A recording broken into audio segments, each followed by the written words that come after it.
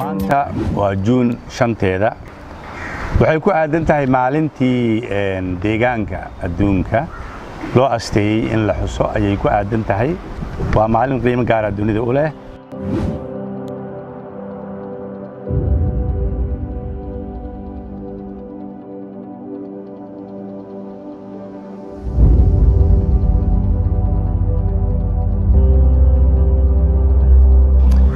barnaamijkan loo asteeyay waxa la soo bilaabay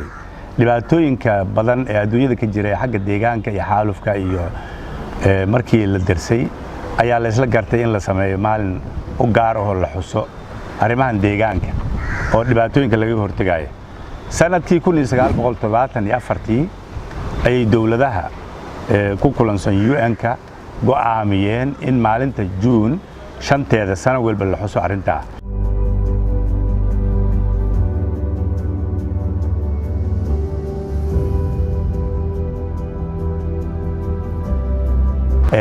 shanta Juun waxa loo asteeyay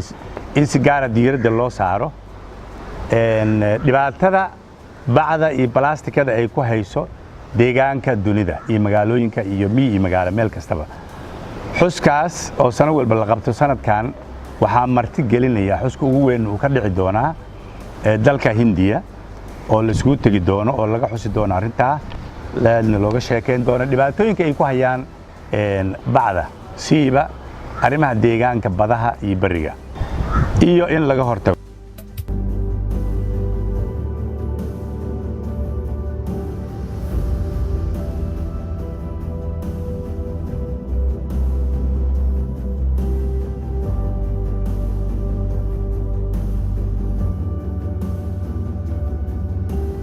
Soomaalidu inay caado ka dhigatay hadday meel webi la joogaanna qashin qubkooda waa webiga jiinkiisa hadday bad xeeb joogaanna qashin qubkooda waa meesha xeebaha iyo badaha ay ka dhow yihiin sidaas darteed arrintaas waa arrin u baahan dadka shacabka Soomaaliyeed in lagu baraarujiyo xeebaha inay noqdaan baa rabaa meel qurxoon oo nadiif ah oo cudur ka dhalanaynin biyaha webiga xoolaha ay cabayaan dadku ay cabayaan in wasaqda iyo qashinka laga fogeeyo si gaar ahaan ay u baahan tahay haddaan tirkoob idinka siiyo dhibaatooyinka bacda khaas ahaan adduunyada ay ku hayso marka idin sheego sano walba 5 trilyan milyan maaha bilyan maaha 5 trilyan oo bacood oo bacyaalkan wax lagu ritaa ay adduunyada sano walba soo saartaa jidadka lagu tuuraa oo badaha gala marka la qiyaasay waxa la ogaaday la tiro koobay adduunyada 13 milyan oo tan oo bac ama plastic wax ka samaysan ah ayaa badaheena gala oo daadadka iyo intay qaadaan togaga badaha ku shuba taasoo aad iyo aad u waxyeelaysa xayawaanka iyo noolaha iyo kalluunka ku nool badaheena oo dhibaato weyn u geysatay adduunyada maalinka 365 maalmood uu ka kooban yahay 1440 iyo 40 daqiiqo weeye marka sanadkii waa 525,600 oo daqiiqadood marka maalin walba lagu shubo badda 25 tan oo bac lagu shubo waa wax ka badan 13 milyan oo tan oo bac oo badaha adduunyada gala oo aadna wax u yeelay dhibaatooyinka 10 sano hadda u dambeysay aan iraahday bacda adduunyada ay soo saareen ee badaha iyo webiyada lagu sii daayay waxay ka badan tahay 100 sano la soo dhaafay oo 10 sano ka horeysay wax alla wixii bac oo la soo saaray waxa ka badan 10 sano hadda u dambeysay inta bac la soo saaray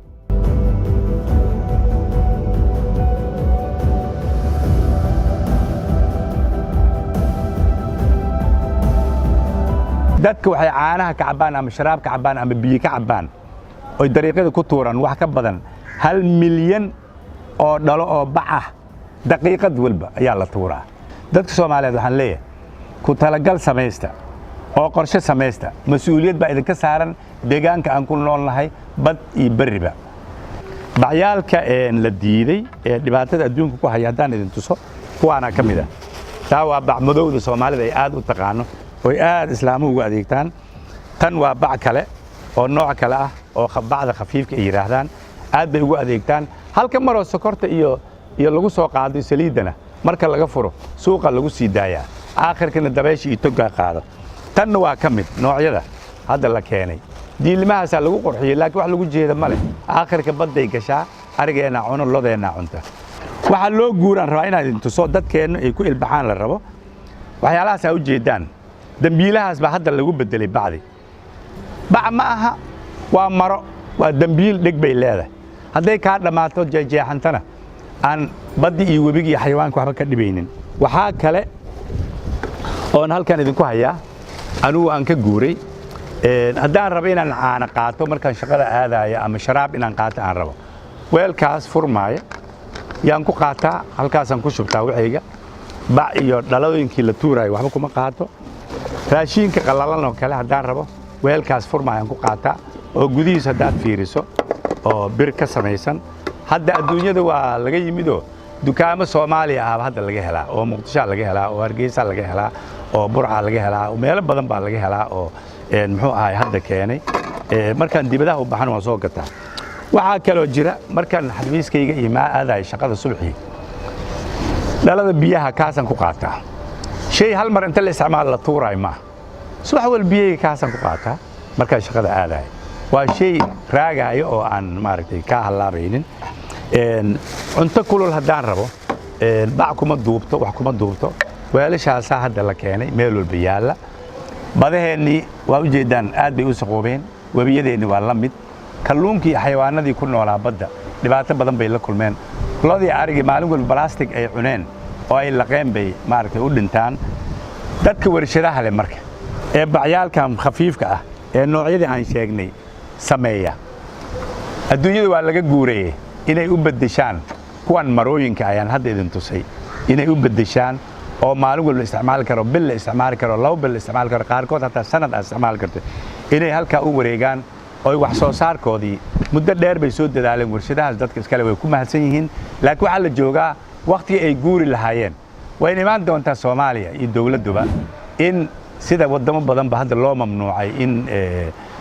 bacda la isticmaalo loo mamnuucay ayaa dhici karta Soomaaliyana waqtiga dhow insha Allah